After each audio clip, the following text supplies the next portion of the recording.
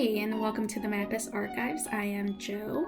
Watch as we transform this plain old kitchen remodel into something a little fresher by using Art 3D's Peel and Stick Subway Tile Backsplash in the color Soft White.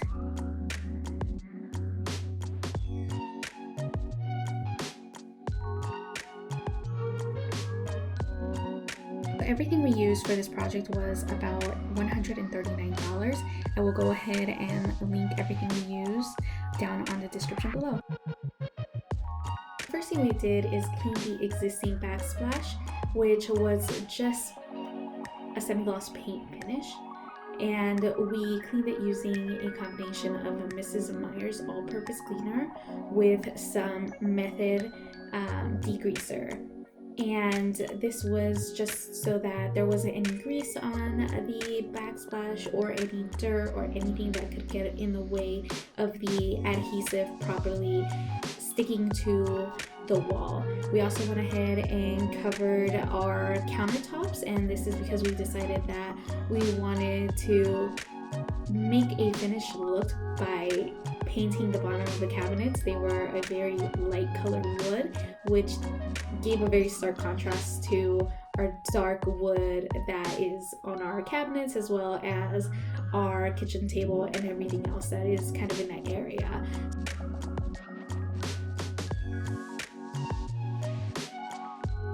Next, what we did was remove all of the old existing caulking.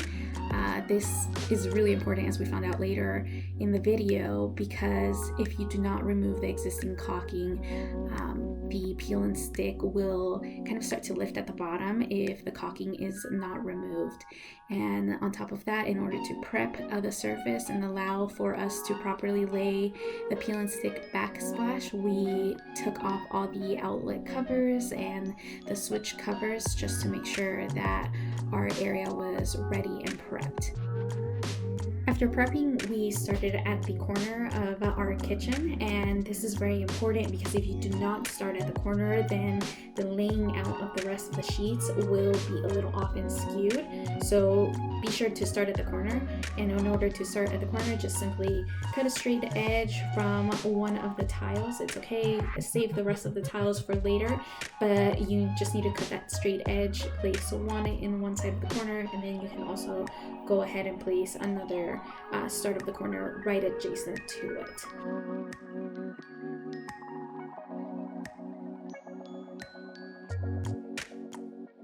After laying the first tile, it's very easy to see where the next sheet is going to lay. The Art 3D peel and stick tiles, they actually have an overlap, and it clearly states where you should overlap one sheet with the next sheet. We also decided to use the window cleaner method.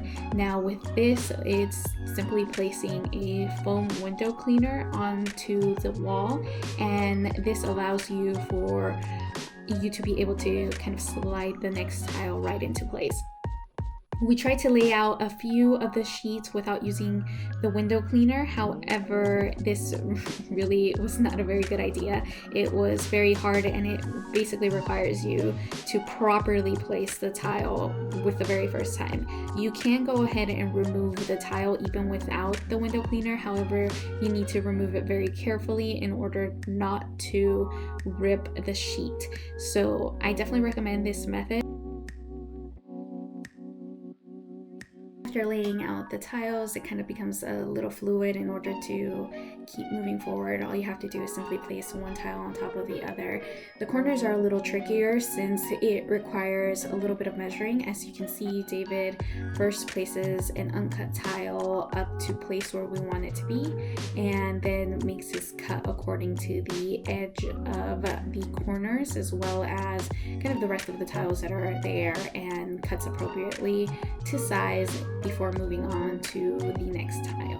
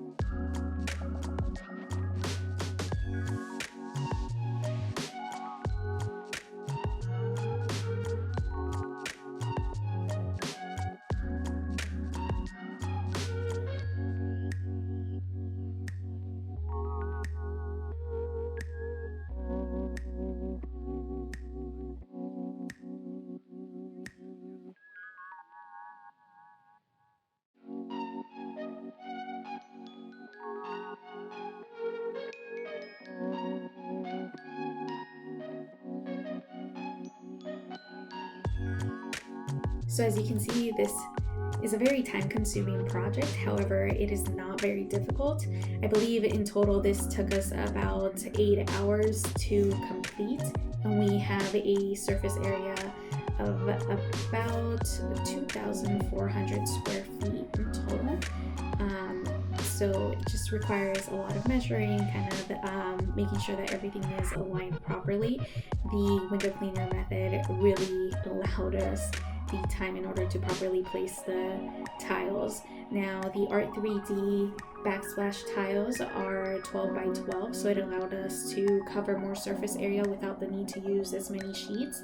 Most other retailers only offer 10 by 10 sheets, which makes the process a lot harder and requires more product in the end.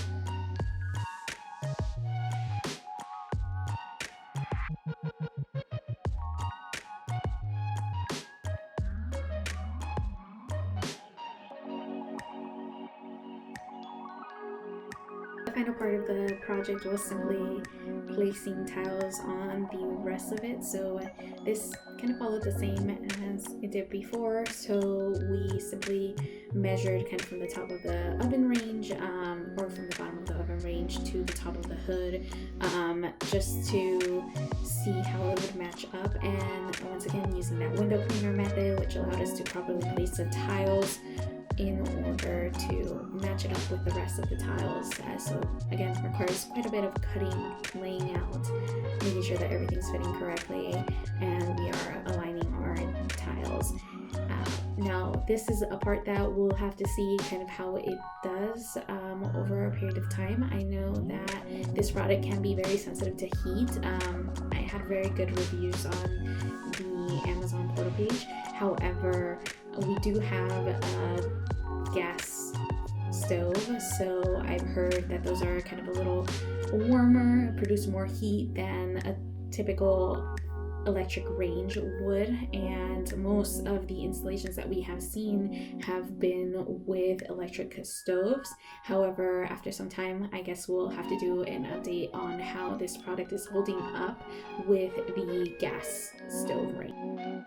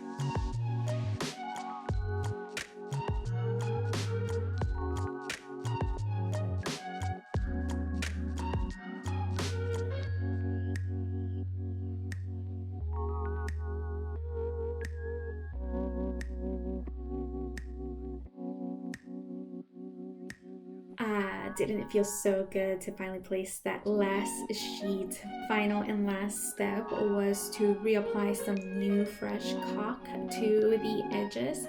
We used silicone caulk this time around instead of a latex-based caulking, and that is because we kind of spray a lot of water in the area.